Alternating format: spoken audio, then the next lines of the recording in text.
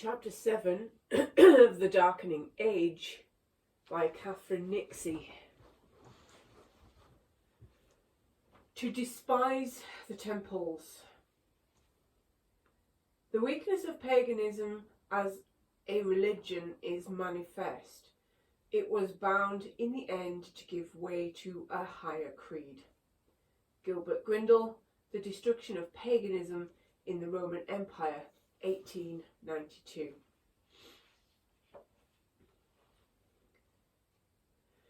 The new Christian era began with a vision and a declaration of liberty. In October AD 312, the Emperor Constantine saw one of the most famous visions in the history of Europe. One day, so the story goes, not long before a forthcoming battle against his imperial rival Maxentius, Constantine happened to look up into the sky at noon while praying. What he claimed to see would blaze out across the centuries. For above the sun, Constantine saw a cross of light, and next to it were the words, "Conquer by this." Constantine and his army, aided by the religion of the Prince of Peace, went on to win the battle. Constantine's conversion to the faith, so it was said, was now assured. Constantine moved quickly to promote his new religion. The following year, he said that the persecution of the Christians was over. Indeed, the Edict of Milan was said to have promised much more than that. It announced that every man may have complete toleration in the practice of whatever worship he has chosen. This was a wonderful time, wrote the historian Eusebius. Men had now lost all fear of their former oppressors. Light was everywhere. They danced and sang in city and country alike. This wasn't quite true. Not everyone danced and sang. Christian history might recall Constantine as preeminent in every virtue that true religion can confer. But non-Christians looked on him rather less fondly. Many treated his sudden conversion to Christianity with profound suspicion and more than a little distaste. The man of evil disposition and vicious inclinations had converted, wrote one Christian historian, not because of any burning heavenly crosses, but because, having recently murdered his wife, he had allegedly boiled her in a bath because of a suspected affair with his son. He had been overcome with guilt. Yet the priests of the old gods were intransigent. Constantine was far too polluted, they said, to be purified of these crimes. No rites could cleanse him. At this moment of personal crisis, Constantine happened to fall into conversation with a man who assured him that the Christian doctrine would teach him how to cleanse himself from all offences, and that those who received it were immediately absolved from all their sins. Constantine, it was said, instantly believed. Or such was the story as told by the historian Zosimus, a starchy Roman traditionalist. The dates didn't really work. Constantine had embraced Christianity long before he killed his wife, but the tale hints at how ill-disposed the ancient patrician families of Rome felt towards their suddenly Christian emperor. Even without his ostentatiously flourished new faith, there was much about Constantine that grated on aristocratic Roman sensibilities. In the glory days of Rome, real men had scorned luxury in their dress, merely wearing one's sleeves a little too long, as the infamously dapper Caesar had done, had been enough to raise eyebrows and suspicions. Proper Romans, or so the rhetoric ran, should wear simple tunics that were becoming, manly. Constantine, by contrast, favoured such a profusion of jewels, diadems and silk robes that even his usually adoring biographer Eusebius was forced to defend him. Left to his own devices, Eusebius wrote, Constantine naturally preferred to clothe himself instead in the knowledge of God and the embroidery of temperance, righteousness, piety, and all other virtues. Alas, Constantine realised that his people, like children, enjoyed a bit of a show, and so he was forced to wear crasser threads, which often involved gold embroidery and flowers. Such are the sacrifices one makes for the glory of the faith. It wasn't only Constantine's imperial person that was draped in gold. The church, so recently persecuted, suddenly found itself the unexpected recipient of staggering amounts of money. One bishop was told that if he were to ask the emperor's finance officer for any sum, he is to arrange for its transfer to you without question. Tax relief was given to the church lands, clerics were exempted from public duties, bishops were lavished with gifts and banquets. Annual allowances were given to widows, virgins and nuns. The expensive list went on. The vast churches Constantine built were astonishing.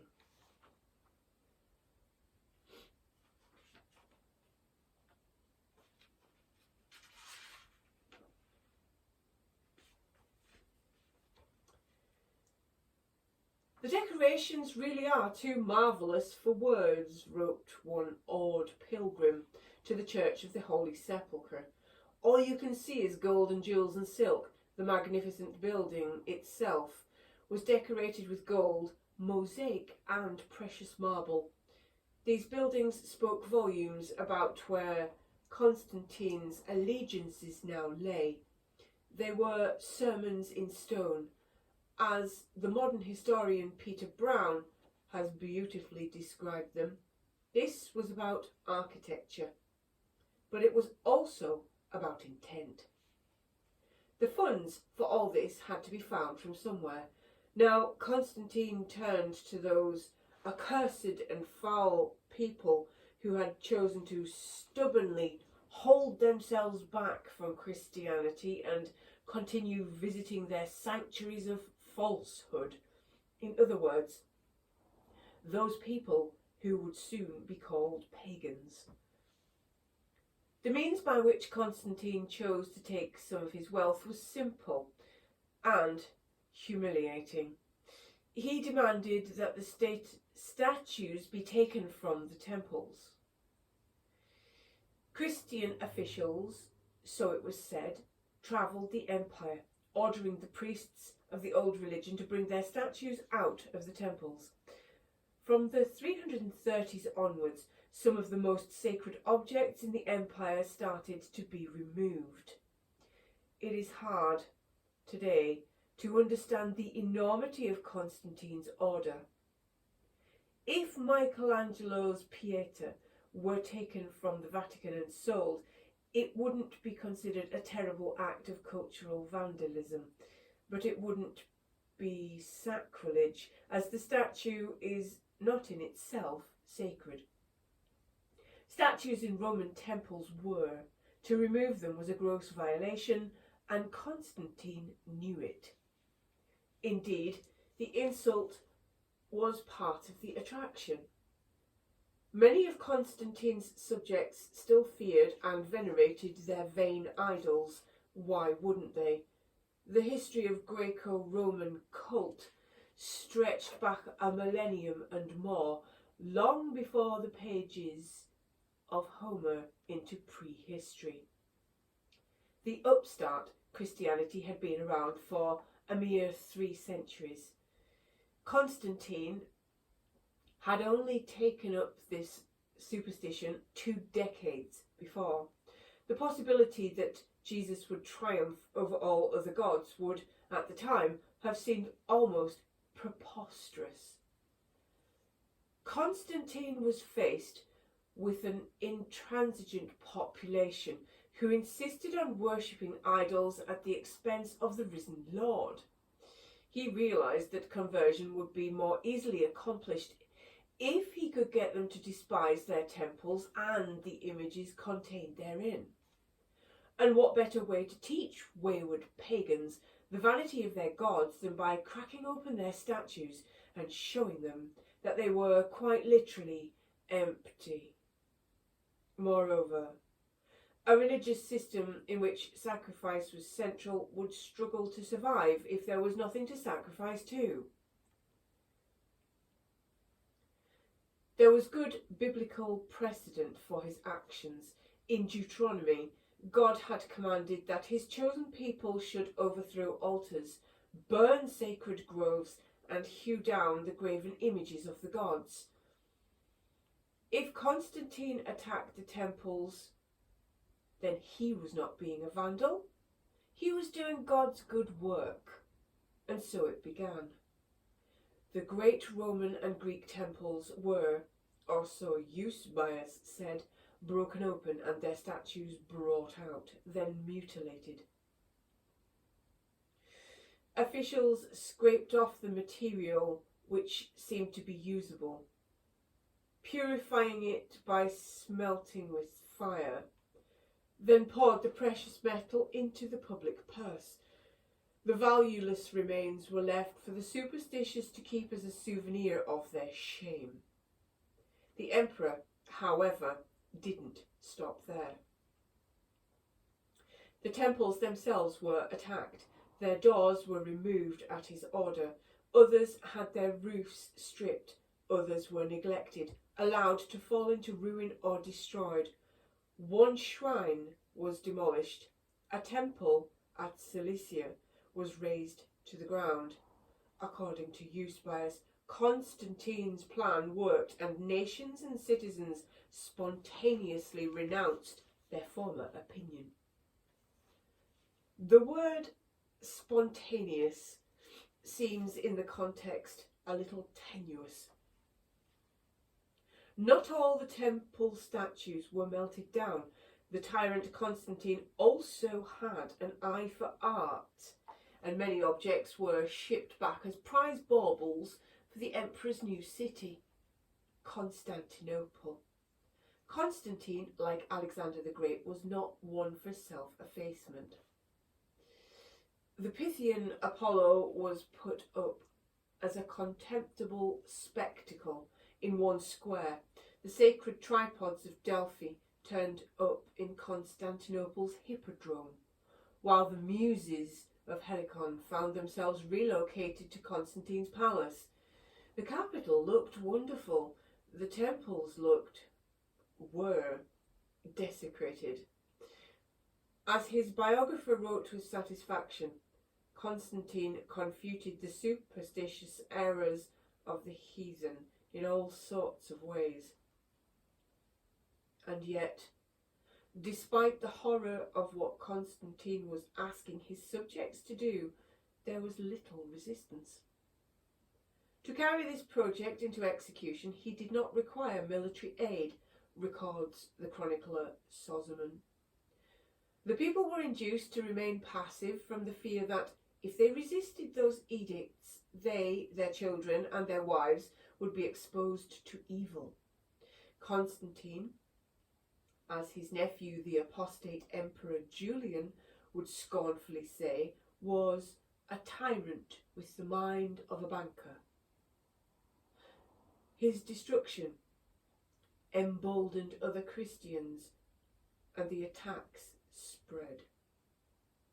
In many cities, people spontaneously, without any command of the emperor, destroyed the adjacent temples and statues and erected houses of prayer.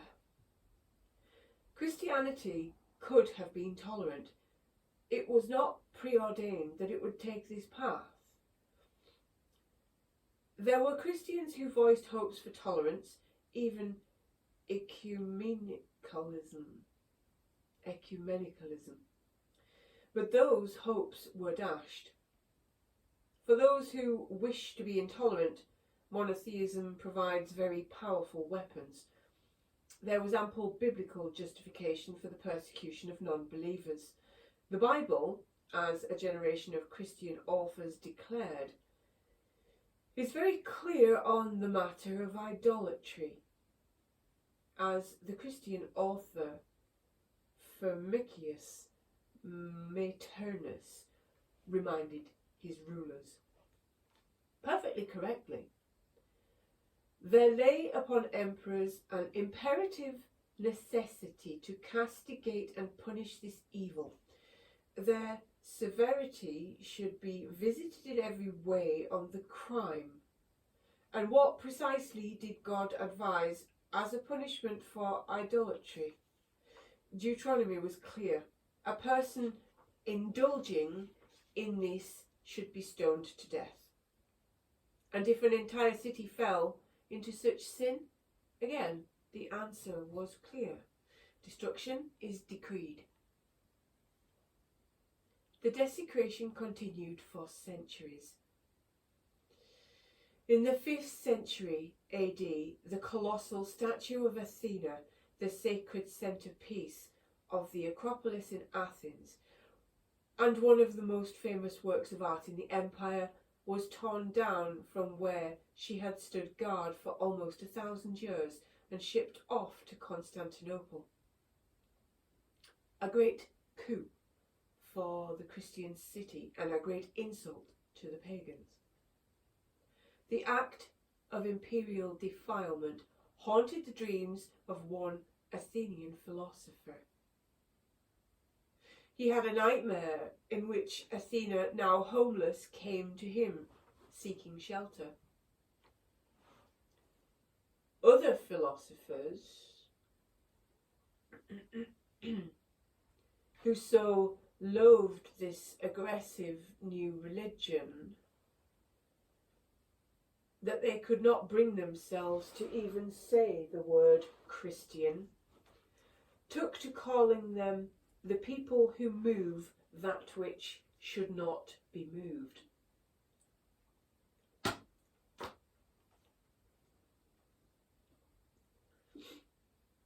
A market in plundered art developed, and Christians, braving demonic reprisals, took to levelling out and selling statues that were particularly valuable.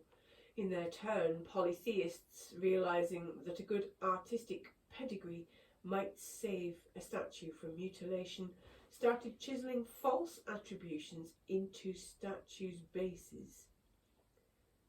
Many an underwhelming statue suddenly found its pediment declaring entirely untruthfully that it was the work of one of the great Greek sculptors, Polycletus or Praxiteles, to save it from Christian hammers.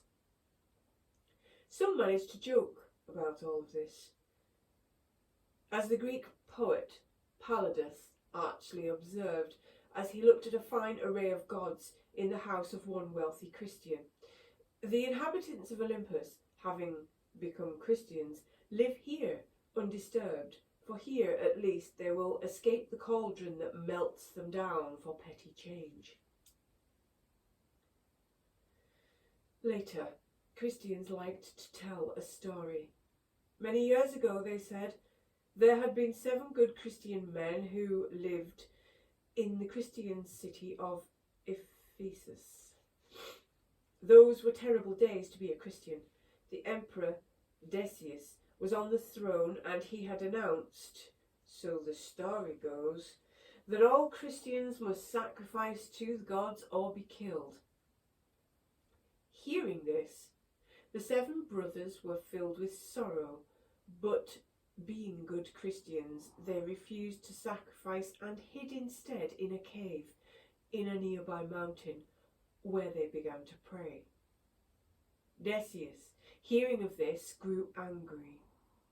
He decided to starve the Christians to death, and so had the mouth of the cave walled up, and there the brothers would have stayed, their bodies entombed, were it not for an extraordinary chance, or rather for the will of the merciful Lord. For 362 years later, a group of masons were working nearby when they opened the mouth of the cave. The 7 sleepers within were raised from their sleep by the noise. They greeted each other as usual, assuming they had slept for one night only. They then decided to send one of their numbers, Malchus, to the city to buy some bread. Malchus walked out of the cave, down the hill until he came to the gates of the city of Ephesus, from where they had fled all those years ago. But when he came to the city gate, Malchus was utterly astonished, for he saw above it a great cross. Marvelling, he turned and hurried to another gate and saw the same, a second great cross above the entrance to the city. Wondering whether he was dreaming, Malchus walked into the city and heard men around him speaking about God. "What is this?" he asked. "This could not be the city of Ephesus. Yesterday no one had dared to utter the name of Christ, and yet today every man confessed him, and yet Ephesus it was." When historians come to tell how an entire empire had turned so swiftly from sacrificing to Serapis to worshipping Christ, their narratives often carry more than a shade of the 7 sleepers. When Malchus walks into Ephesus, he doesn't bump into any worshippers of Artemis, disgruntled that the Christian zealots have torn down her statues and erected crosses all over their city. No worshippers of Dionysus angrily complain that men now spend their time talking about Jesus. Paganism in this story has not so much been beaten as disappeared, and no one mourns its passing. Later, historians would go further and declare that the end of paganism was not suppression but liberation. So far from being an imposition, so this narrative ran, the advent of Christianity was in fact a welcome relief. Polytheistic religion was so fundamentally foolish that even the polytheists were relieved to see it go. They had never really taken Zeus or Hera or Dionysus seriously anyway. Who could? Human reason, as Gibbon put it, had already obtained an easy triumph over the folly of paganism. Well into the 20th century, distinguished scholars would declare that the pagans and the heathens had already given up on their own religious systems long before Christianity ever appeared. As another academic concluded, the weakness of paganism as a religion is manifest. It was bound, in the end, to give way to a higher creed. Any attempt to revive or preserve it was foredoomed to failure. Roman religion was already moribund long before that cross had appeared in the sky. These old religions, it was said, were never going to work in a time of anxiety, since the religious pluralism they involved had resulted in a bewildering mass of alternatives. Simply too many gods. The empire didn't resist this new religion. It had been waiting for it. It welcomed it with open arms. As the 20th century French author Jacques Le Carrière put it, Constantine, in announcing Christian freedom, merely proclaimed an actual fact: the final establishment of Christianity in the Orbis Romanus. Constantine did no more than give official recognition to what had long been the case on the ground. The hugely influential German academic Johann Gefgen wrote that no scholar of ancient history who is to be taken seriously will now believe the dogma of early days, that there is direct connection between the coming into existence and spread of Christianity on the one hand and the decline of paganism on the other. Other historians still do describe the adoption of Christianity as a boon to a flagging empire. A recent popular book on manuscripts presents the transition to Christianity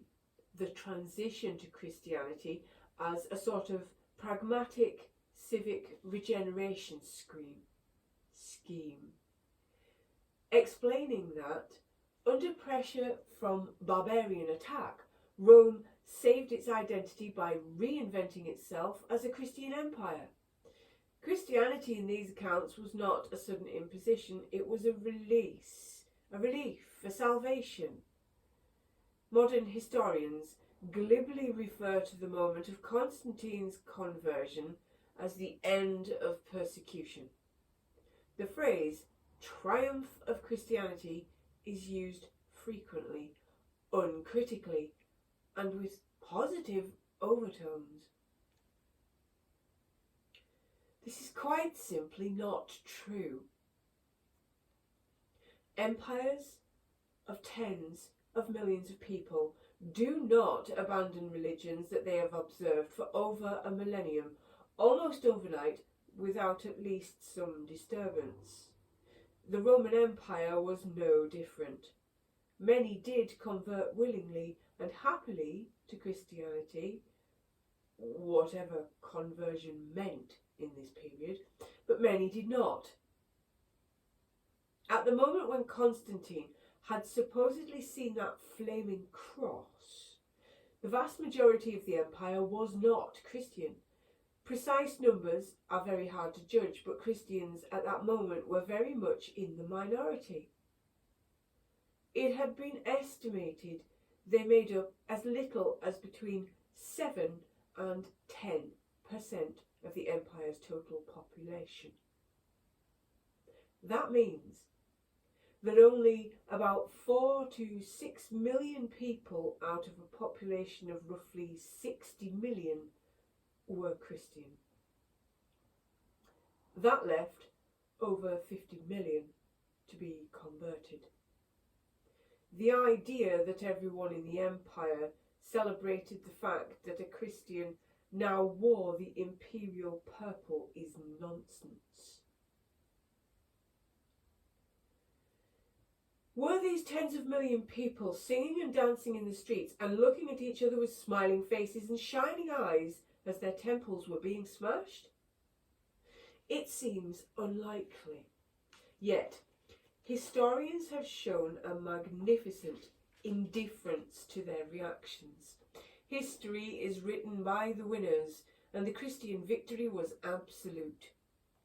The Church dominated European thought for more than a millennium.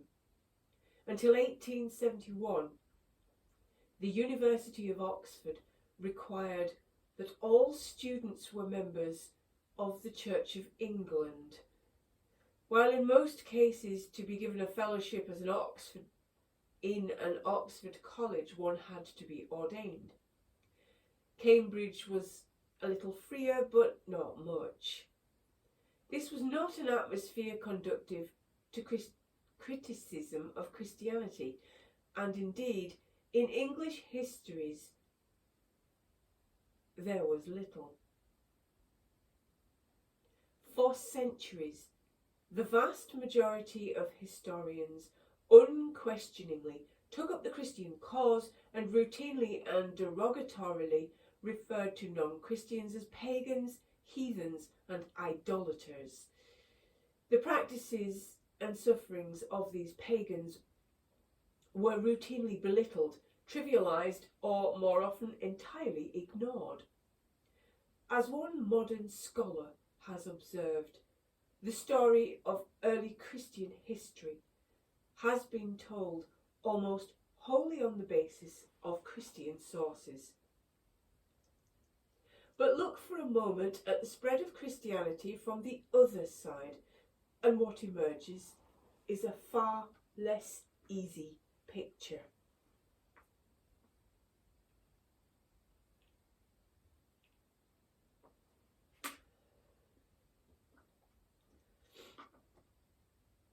It is neither triumphant nor joyful.